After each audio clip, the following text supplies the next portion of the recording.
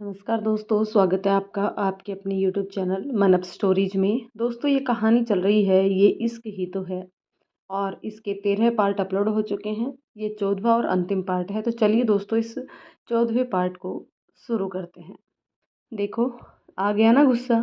इसीलिए तो तुम्हें नकचड़ी कहता हूँ। छोटी छोटी बातों पर नाराज हो जाती हो। बात का बतंगड़ तो कोई तुमसे बनाना सीखे। अपनी ही मैं में रहती हो, दूसरों की सुनना ही नहीं चाहती। इसलिए यार, ये लेटर लिखना पड़ रहा है। वरना तुम्हें पता है ना, यह पढ़ना लिखना मेरे लिए कितना सिरदर्द भरा रहा है। यह तो तुमने उस प्रोजेक्ट के दौरान महसूस कर ही लिया होगा।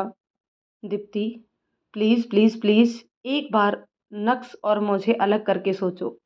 इतने दिन मेरे साथ रहकर तुम्हें मुझ में और नक्श में कोई फ़र्क नज़र नहीं आया? मेरा स्वभाव और सोच क्या तुम्हें बिल्कुल नक्श जैसी लगती है?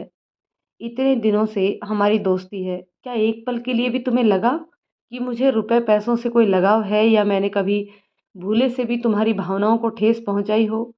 हाँ, हो सकता है हंसी मजाक में कभी कुछ ज़्यादा ही बोल गया हूँ, लेकिन हंसी मजाक में भी मुझे अपनी हद पता होती है। जिंदगी को जिंदा दिली से जीना मेरा स्वभाव है। दीप्ति, मैंने कभी रुपए पैसों को तब तवज्जो नहीं दी। रुपये पैसों के चक्कर में अपने पापा को उम्र भर भागते दौड़ते देखा है। वह ना कभी खुद चैन से रहे और ना ही परिवार वालों को समय दे सके। पापा की ज़िंदगी में से सबक लेकर मैंने शुरू से ही ये सोच लिया था कि बस इतना ही कमाऊंगा जितना मैं और मेरा परिवार एक आराम की ज़िंदगी जी सके। तरक्की की भूख ना मुझे कल थी और ना आज। यही मेरी ज़िंदगी का फ़लसफ़ा है। अब मैं असली मुद्दे पर आना चाहता हूँ। दीप्ति, हो सकता है कि नक्श के साथ साथ पापा के अतीत ने भी तुम्हें अपना फैसला बदलने के लिए मजबूर किया हो। सबको अपनी ज़िंदगी जीने का हक है। ज़िंदगी तुम्हारी है, फैसला भी तुम्हें तुम्हारा ही होना चाहिए। लेकिन मैं बस इतना कहूँगा दीप्ति, ना मेरी सोच नक्श के जैसी है और ना ही पापा के जैसी। मैं भला उस गलती को कैसे दोहरा सकता हूँ जो मेरे पापा ने की है। मैंने अपनी मम्मी को उम्र भर रोते ही देखा है।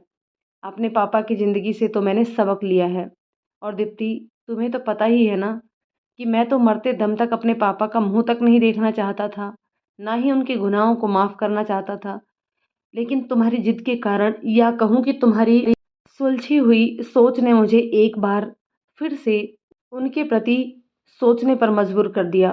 तुम सही निकली। पापा की खुशियों में ही मेरी माँ की खुशी छिपी हुई थी। मैंने उन्हें माफ़ सिर्फ और सिर्फ अपनी माँ के लिए किया है।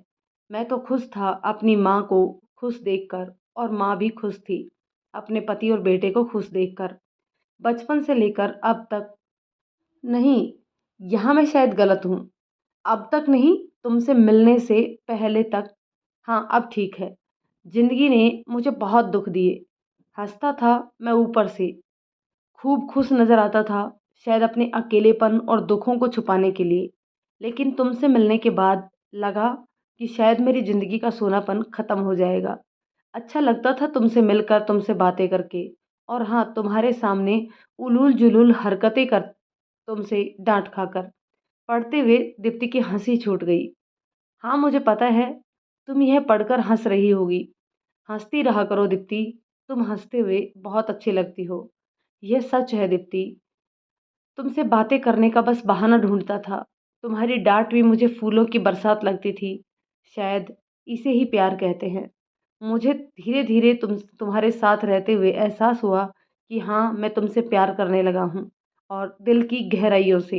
मुझे यह भी पता था कि शायद तुम मुझसे कभी प्यार ना करो, लेकिन दिल के किसी कोने में कहीं ना कहीं एक आस का दीपक टिमटिमा रहा था कि शायद मेरा प्यार और मेरे जज्बात तुम्हें मेरे प्रति अपनी सोच बदलने पर मजबूर कर दें। और ऐसा ही हुआ। तुम्हारा मेरे प्रति प्यार का इकरार सुन मुझे अपने अपनी किस्मत पर यकीन ना हुआ, विश्वास ना हुआ कि मेरी किस्मत इतनी अच्छी हो सकती है कि जिसे मैंने चाहा वह मुझे मिल गया। लेकिन मन के किसी एक कोने में डर भी था, क्योंकि ज़िंदगी ने दिया कम है। खुशियाँ मेरे पास ज़्यादा टिकती नहीं, टिक कर नहीं रहती। पापा मुझे कितना प्यार करते थे, लेकिन फिर, और मम्मी, मम्मी तो बहुत ही प्यार करती थी मुझसे, अब भी करती है। लेकिन जिसका खुद का प्यार उसे दगा दे जाए, फिर उन्हें कहाँ अपनी सुध बुध थी। इसलिए तो जल्द से जल्द तुमसे शादी करना चाहता था, जिससे कि तुम्हें उम्र भर के लिए पाल लूँ। लेकिन मैंने कहा ना कि मेरी ऐसी किस्मत कहाँ, और देखो फिर से मेरी किस्मत ने मुझे धोखा दे दिया। बचपन में मिला गहरा घाव भी अभी ढंग से भरा नहीं था कि जवानी ने एक और घाव दे दिया। दीप्ति, कुछ नहीं कहूँगा अपनी सफाई में। मैंने कहा ना, तुम्हें फ़ोर्स तो मैं बिल्कुल भी नहीं करूँगा। बस इतना कहना चाहता हूँ, चाहे मेरा प्यार ठुकरा दो, मत करो मुझसे शादी, लेकिन प्लीज़ मुझे और नक्श को एक तराजू में मत तोलो। सभी अमीर एक जैसे नहीं होते, और मैंने तो कभी खुद को अमीर माना ही नहीं। यह तो शायद तुमने मेरे साथ रहते हुए देख ही लिया होगा। दीप्ति, मैं जा रहा हूँ, हमेशा के लिए यहाँ से मैं जा रहा हूँ। कल मम्मी का फ़ोन आया था, पापा की तबीयत फिर से बिगड़ गई है। उन्होंने मुझे जल्दी से जल्दी बुलाया है, और अकेले नहीं बल्कि अपनी बहू के साथ। और यह तो तुम्हें पता ही है कि मेरी पत्नी के रूप में उन दोनों ने किसे चुना है। तुम टेंशन मत लो, मैं कोई ना कोई बहाना बना दूंगा। यह तो तुम्हें पता ही है कि मैं बातें बनाने में एक्सपर्ट हूँ। बस तुमसे एक रिक्वेस्ट है, अच्छे लोगों की भगवान जल्दी सुनता है। भगवान से प्रार्थना करना कि पापा को थोड़ी उम्र और दे दे, क्योंकि पापा की उम्र से ही मम्मी की उम्र जुड़ी है, साथ ही खुशियाँ भी। इस उम्र में मेरी माँ को उनके हिस्से की खुशियाँ मिली है। मैं नहीं चाहता कि फिर से उनकी आंखों में वही दर्द भरे आंसू आए। बस अब और नहीं लिख पाऊँगा। ईश्वर से प्रार्थना है कि तुम्हें हमेशा खुश रखे, तुम्हारे जीवन में आज के बाद कभी कोई दुख ना आए। और हाँ, प्रार्थना है ईश्वर से मेरी कि तुम्हें सच्चा प्यार करने वाला जीवन साथी मिले, जो तुम्हारी हर कसौटी पर खरा उतरे। हो सके तो दीप्ति, मेरी पिछली सारी गलतियों को माफ़ करना। तुम्हारा पराग। यह खत पढ़ते हुए दीप्ति भावों के अथाह समंदर में गोते लगाने लगी। कभी उसके चेहरे पर हंसी आई तो कभी दुख की रेखाएं उभरी, कभी आंखों में खुशी के आंसू तो कभी गम के आंसू छलक उठे। और खत की समाप्ति तक तो उसे ऐसा लगा जैसे उसके शरीर से आत्मा ही निकली जा रही हो। नहीं पराग, तुम ऐसे अकेले नहीं जा सकते, मुझे छोड़कर नहीं जा सकते, मैं तुम्हारे साथ चलूंगी। प्लीज पराग, मैं आ रही हूँ। नहीं, मैं गलत थी, तुम तो नक्श की जैसे बिल्कुल नहीं हो। क्या हो गया था मुझे, मैं तुम्हारी तुलना नक्श से करने लगी थी।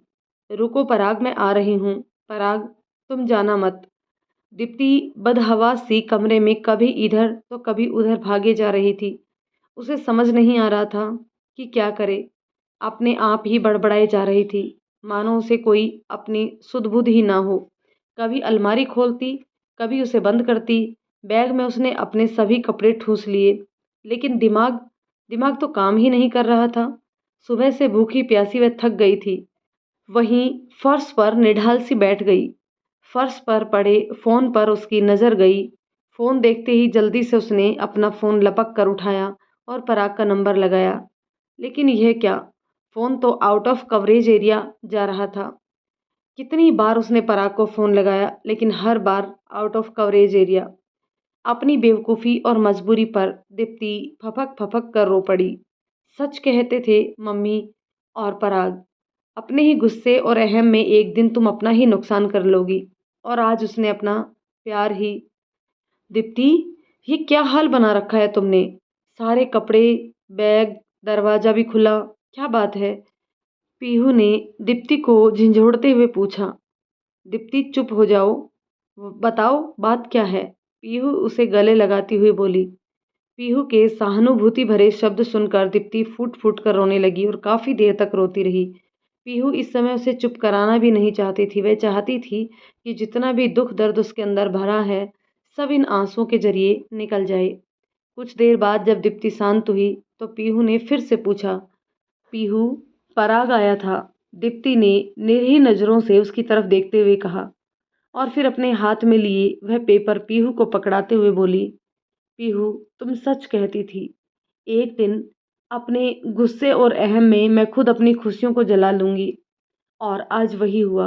मैंने पराग को हमेशा के लिए खो दिया। वह मुझे छोड़कर चला गया, हमेशा के लिए चला गया, मुझे अकेला छोड़कर। कहते हुए दीप्ति के आंसू फिर से झरझर बहने लगे। पीहू ने जल्दी से उसके हाथ से वह पेपर लिया और उसे एक ही सांस में पढ़ डाला। खत को पढ़ने के बाद पीहू ने एक लंबी सी सांस भरी और दीप्ति की तरफ देखते हुए बोली, चल, तुझे समझ तो आया कि पराग तुझे सच्चा प्यार करता था और वह नक्श के जैसा तो बिल्कुल भी नहीं था। हाँ पीहू, पराग ही सही मायने में मेरा पहला और आखिरी प्यार है। यह मुझे उसे खोने के बाद पता चला। पीहू, मैंने फैसला लेने में देर कर दी। कहते हुए दीप्ति का गला फिर से रूंध गया। नहीं दीप्ति, देर नहीं हुई है तुम्हें। तुम्हारा प्यार अब भी तुम्हारा इंतजार कर रहा है। जाओ दीप्ति, उसे जाने से रोक लो। जल्दी जाओ। मतलब पराग, मैं समझी नहीं पीहू, तुम क्या कहना चाहती हो? उसने तो लिखा है कि वह आज जा रहा है। फिर? दीप्ति प्रश्न भरी नजरों से पीहू को देखते हुए बोली, हाँ दीप्ति, वह जा रहा है। आज उमा के बर्थडे सेलिब्रेशन पर जाते हुए वह मुझे मिला था। बहुत ही उदास और दुखी था। बड़ी मुश्किल से पूछने पर उसने मुझे बताया, कह रहा था यहाँ रहकर वह तुम्हें और ज़्यादा दुख तकलीफ नहीं देना चाहता। रात 12 बजे की फ्लाइट है उसकी और अभी 10 बजे है। जल्दी जा दीप्ति, रोक ले अपने प्यार को। अगर आज वह तुझे नहीं मिला तो समझ ले फिर कभी नहीं। जा दीप्ति जा। पीहू की बात सुन दीप्ति एकटक नजरों से उसे देखती रही। उसे समझ नहीं आ रहा था कि क्या करे क्या नहीं। पीहू ने आंखों ही आंखों में उसे जल्दी जाने का आग्रह किया। कुछ सोचते हुए दीप्ति जल्दी से उठी और अपनी बैग लेकर एकदम से दरवाजे से बाहर निकल गई। उसे जाता देख पीहू के चेहरे पर एक सुकून भरी मुस्कान थी। वह मन ही मन ईश्वर से प्रार्थना कर रही थी कि हे प्रभु, इस पगली को अपने प्यार से मिला देना। दीप्ति बदहवास सी सड़कों पर दौड़े जा रही थी। कोई भी ऑटो वाला रुकने और जाने को तैयार नहीं था। आज उसे अपनी मजबूरी पर रह रह कर रोना आ रहा था। आंसू उसकी आंखों में थमने का नाम नहीं ले रहे थे। घड़ी की सुइयां अपनी रफ्तार से भाग रही थी और उसके साथ साथ दीप्ति की आस की डोर टूटी जा रही थी। वह निराश सी आते जाते ऑटो को हाथ देने के सिवाय और कुछ नहीं कर पा रही थी। कैब बुक करने की तो उसने इतनी कोशिश की, लेकिन आज एक सच्चे प्रेमी का दिल दुखाने की उसे सजा मिल रही थी और शायद यह सजा ताउम्र में बदलने वाली थी। यह सोचकर दीप्ति की रूह कांप उठी। नहीं, इतनी जल्दी हार नहीं मान सकती मैं। पराग को अकेले जाने नहीं दूंगी। मैं आ रही हूँ पराग, रुको, मैं आ रही हूँ। कहते हुए दीप्ति तेजी से सड़क पर दौड़ने लगी और बदहवास से ठोकर खाकर गिर गई। उसके हाथ से बैग छूट दूर जा गिरा। दर्द के मारे उसके मुंह से चीख निकल पड़ी। जैसे तैसे वह फिर से खड़ी हुई, लेकिन घुटनों में लगी चोट के कारण अब उससे एक कदम और आगे नहीं रखा जा रहा था। वह लाचारी से आते जाते ऑटो को हाथ दे रही थी, अपनी मजबूरी समझाने की कोशिश कर रही, लेकिन दौड़ते भागते शहरों में किसके पास उसकी व्यथा सुनने का समय था। तभी दूर से उसे एक और ऑटो आता हुआ दिखाई दिया और उसने आखिरी उम्मीद में फिर से उसे रुकने का इशारा किया, लेकिन औरों की तरह वह ऑटो भी आगे बढ़ गया और दीप्ति की रही सही उम्मीद भी जाती रही। वह थक कर चूर हो गई थी। वह वहीं फुटपाथ पर जैसे ही बैठने वाली थी कि तभी किसी ने उसे आवाज़ दी, चलिए मैडम, कहाँ चलना है आपको? आप तो वही मैडम है ना जो उस दिन पराग सर के साथ काम कर रही थी? ऑटो वाले की आवाज़ सुन दीप्ति ने अपना सिर ऊपर उठाया और हैरानी से बोली, तुम पराग को कैसे जानते हो? चलिए मैडम, पहले ऑटो में बैठिए, रास्ते में बताता हूँ। दीप्ति लंगड़ाते हुए ऑटो तक पहुंची। ऑटो ड्राइवर ने उसका बैग उठाया और अंदर रख ऑटो स्टार्ट किया। दीप्ति ने उसे एयरपोर्ट चलने के लिए कहते हुए फिर से पूछा, तुमने बताया नहीं कि तुम पराग को कैसे जानते हो? मैम साहब, आपने शायद पहचाना नहीं। उस दिन मैं आया था ना उस बिल्डिंग में जहां आप और पराग साहब काम कर रहे थे। उसकी फाइल मेरे ऑटो में छूट गई थी, वही देने आया था। याद आया आपको? दीप्ति कुछ देर सोचते हुए बोली, हाँ हाँ, याद आ गया। वैसे तो रात काफ़ी हो गई है, घर जाने का समय था, लेकिन इतनी रात गए लड़की को सड़क पर ऐसे अकेले नहीं छोड़ सकता था। वैसे भी पराग साहब ने इस गरीब की इतनी मदद की है, आप उसके दोस्त हो, इतना तो मेरा फर्ज भी बनता है। पराग साहब कैसे हैं? सुनकर दीप्ति की आंखों में आंसू आ गई। वह अपने आंसुओं को पोंछते हुए बोली, बस भैया, उनकी खैरियत के लिए ही मुझे जल्दी से जल्दी एयरपोर्ट पर पहुंचा दो। ऑटो वाले ने अपनी साइड के मिरर से दीप्ति को देखा और कुछ समझते हुए ऑटो की स्पीड बढ़ा दी। कुछ ही देर में दीप्ति एयरपोर्ट पर थी। ऑटो ड्राइवर ने जल्दी से बैग उसे दिया दीप्ति उसे किराया देने लगी तो ऑटो वाले ने हाथ जोड़कर उसे जल्दी जाने के लिए कहा। जल्दी जाइए मेम साहब, कहीं देर ना हो जाए। वैसे पराग साहब से बढ़कर नहीं। दीप्ति ने आंसू भरी आंखों से आभार के रूप में अपने दोनों हाथ जोड़ दिए और फिर अपना बैग उठा तेजी से लंगड़ाते हुए अंदर की ओर भागी। उसने चारों तरफ नजर दौड़ाई, लेकिन उसे पराग कहीं नजर नहीं आया। इंक्वायरी की तरफ भागी और वहां से बेंगलोर जाने के लिए फ्लाइट के बारे में पूछताछ की। यस मैडम, बेंगलुरु जाने वाली फ़्लाइट बस कुछ ही मिनटों में निकलने वाली है। प्लीज़ आप उसे कुछ देर के लिए डिले करवा सकती हैं। मुझे किसी से ज़रूरी बात करनी है, प्लीज़। उसकी बात सुन इंक्वायरी काउंटर पर बैठी रिसेप्शनिस्ट ने उसे हैरानी भरी नज़रों से देखने लगी। मैडम, ये फ़्लाइट है, कोई बस नहीं जिसे रोक कर आपकी किसी पैसेंजर से बात करवा सकूं। और मैंने कहा ना, कुछ ही मिनटों में फ़्लाइट टेक ऑफ होने वाली है। आप समझ नहीं रही मेरा उनसे मिलना कितना ज़रूरी है। किसी की ज़िंदगी और मौत का सवाल है। आप एक लेडीज़ हो, मेरी प्रॉब्लम समझो। दीप्ति आंसू भरी नज़रों से हाथ जोड़ते हुए बोली। मैडम, आप भी मेरी प्रॉब्लम समझो। I can't help you. Deepti अभी उसे रिक्वेस्ट कर ही रही थी कि तभी बेंगलुरु जाने वाली फ़्लाइट की टेक ऑफ की अनाउंसमेंट हो गई।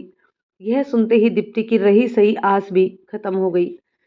उससे वहां ना खड़े होते बन रहा था और ना ही बाहर निकलते, मानो पाँव जमीन से चिपक गए हों।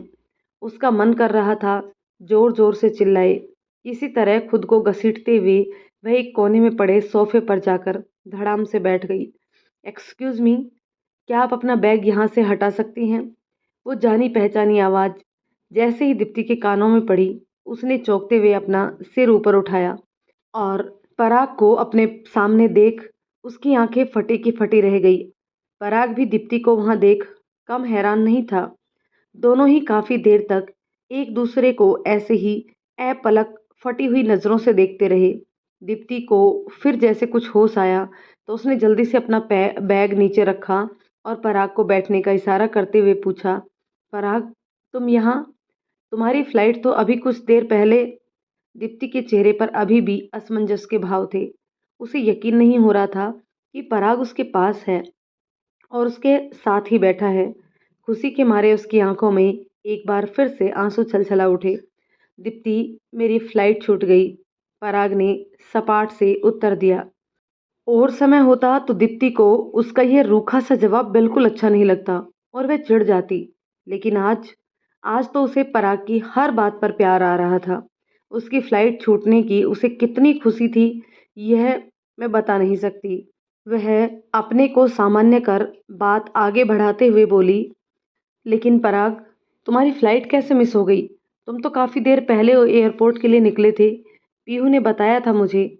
हाँ दीप्ति, आज तो यह लेट लतीफ़ निकला तो टाइम से ही था, लेकिन सड़क पर एक स्कूटी का एक्सीडेंट हुआ देखा। शायद उसे कोई कार या ट्रक हिट करके चला गया था। उसके सिर पर चोट लगी थी।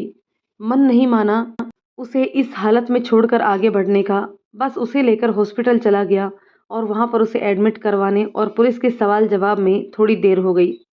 पराग ने एक लंबी सी सांस लेते हुए अपनी बात पूरी की।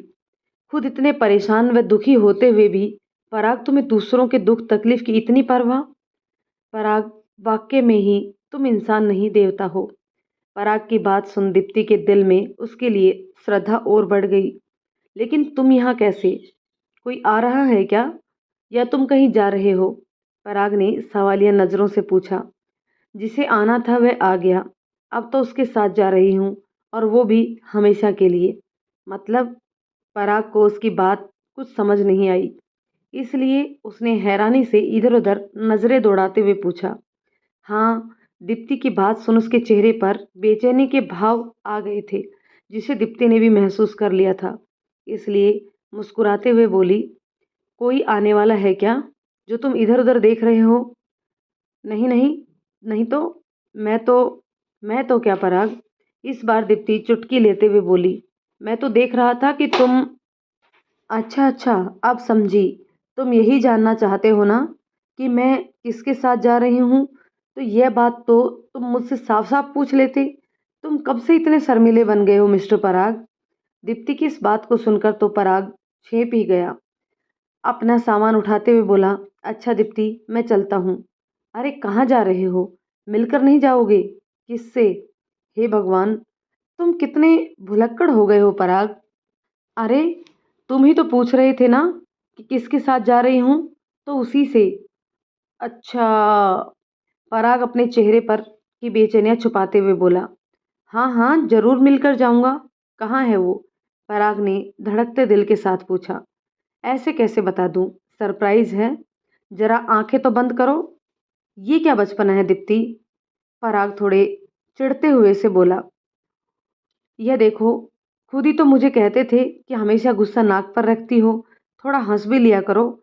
और आज जब मैं थोड़ा सा चुहलबाजी कर रही हूँ तो तुम्हें अच्छा नहीं लग रहा? क्यों? जलन हो रही है क्या मेरी खुशियों से? दीप्ति शरारत से मुस्कुराते हुए बोली, मुझे क्यों जलन होगी? मैं क्यों जलूंगा?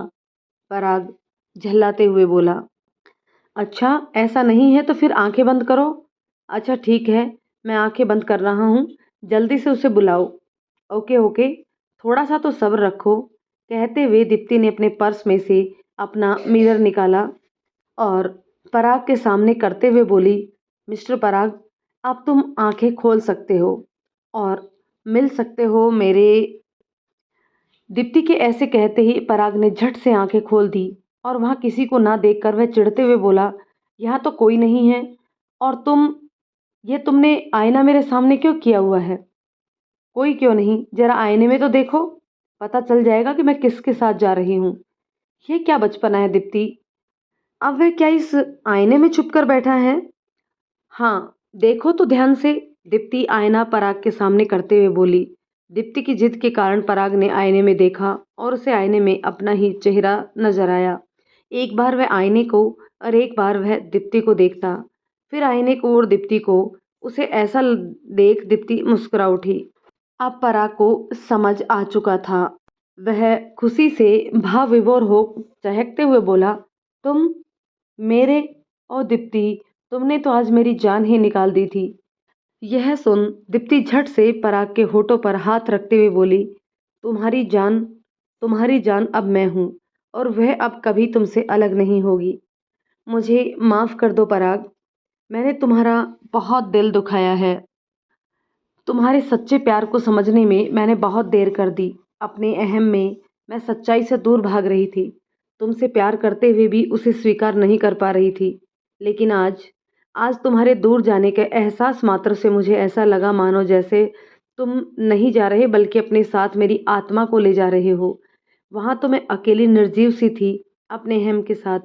कब तक, कब तक भागती सच्चाई से? मुझे समझ आ गया पराग, मेरा अस्तित्व तुमसे है। और जिस पल मैंने इस सत्य को स्वीकार किया, उसी पल मैंने अपने अहम को दरकिनार कर तुम्हारे सच्चे प्यार को चुना। मेरा अहम हार गया और तुम्हारा प्यार जीत गया पराग। तुमने एक जिद्दी पत्थर दिल लड़की को प्यार करना सिखा दिया। तुम्हारे प्यार की जीत हुई पराग। दीप्ति प्यार से पराग की आंखों में झांकते हुए बोली, मेरी नहीं दीप्ति, आज हमारे प्यार की जीत हुई है। कहते हुए पराग ने अपनी बाहें फैला दी। उसकी सागर समान फैली बाहों में दीप्ति ने खुद को एक नदी की तरह समाहित कर दिया, क्योंकि वह समझ चुकी थी कि सागर में समाहित होकर ही एक सरिता का अस्तित्व पूर्ण होता है।